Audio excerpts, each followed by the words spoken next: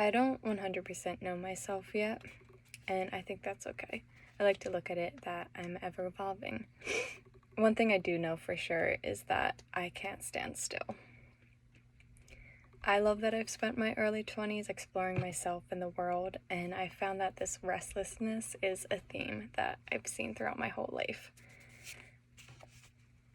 I love that I've spent so much time of myself exploring my interests and getting to know myself. I love that I've traveled, and I love that I've made friends around the world. But I also love that I've taken these 3 years at Rutgers and really tried my best to stand still. When I was a child, I wanted to be everything and anything. I played every sport my town would offer. I played soccer in the fall, basketball in the winter, softball in the spring, surfing in the summertime, and in between those, I tried my very best to land a kickflip.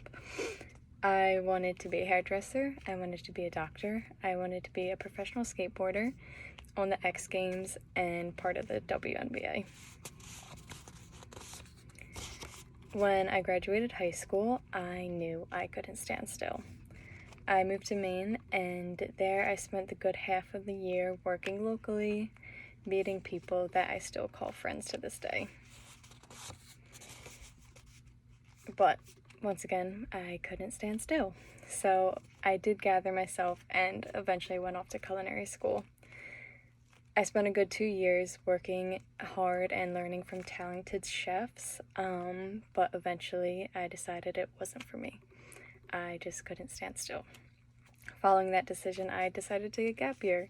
So I convinced my friends, and we spent a good 9 months out of the year traveling back and forth from home to new cities, making new friends, and not standing still. Now, 3 years ago, I applied to Rutgers Camden, and I got in. And I have to say, since then, I've been trying my very best to stand still. I forced myself to stand still in order to build a stronger foundation for the next chapter of my life. It's been 3 years that I've been trying to complete my bachelor's degree, and it has been 3 years that I've also been trying my hardest to stand still. Here, in these past 3 years, I found the importance of that if you want to improve yourself, you have to stick to one thing and see it through. I've learned that it's okay to stand still. If you want to make something of yourself, you have to stand still. So I've experienced both the traveling and the standing still, the constant generation of new ideas and a generation of my new self, and the zen that comes with standing still. I know that I have both of these things in my back pocket, and I can utilize them going forward to create the best version of myself, one that is both grounded and worldly. Come this December, I will graduate with my bachelor's degree, something that at times I never thought I would pursue. Standing still and completing a degree never appealed to me. But as I mature, I realize that stillness is necessary for self-improvement.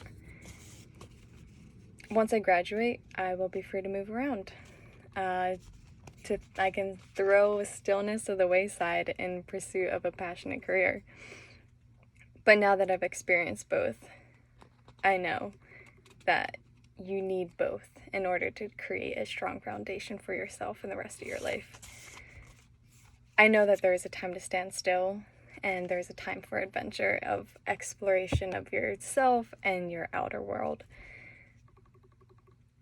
To know when is time for one and not the other, I found to be invaluable. I'm so grateful for my free spirit and all the stories that she gave me. And I'm also very grateful for my sense of discipline. And that has allowed me to create a better future for myself.